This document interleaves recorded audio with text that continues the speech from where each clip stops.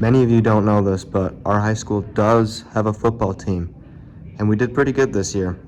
I held a professional interview with some of the players and the coach, and here it is.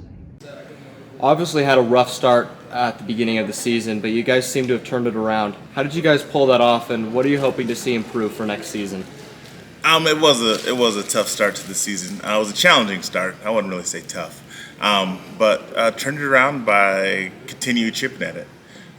Just kept reminding the boys to continue to be who they were, keep fighting, and keep working hard every day, which they did, and things will find a way to work themselves out. Biggest improvements for next season. Expecting the same chemistry, the same quality to come back. Just used them like building blocks this year. We just kept building and building and building, and next year just planning to pick up where we left off. All you guys had a good season, but it was a tough loss on Friday. What was the message to the players in the locker room after such a difficult game? I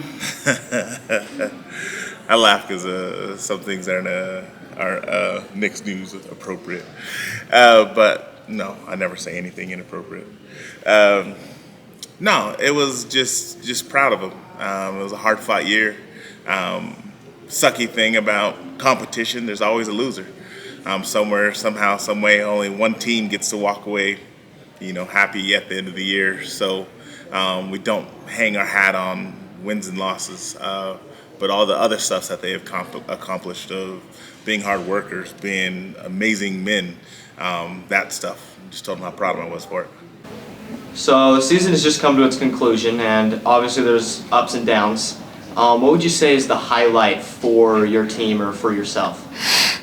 I think for the team, the late game, being able to play through adversity and battling back after being down the whole game, driving back that last drive, tying it, going into overtime, and then taking the game for ourselves. That was a big jump into our 7-game win streak, which helped us in the playoffs and got us a first-round bye.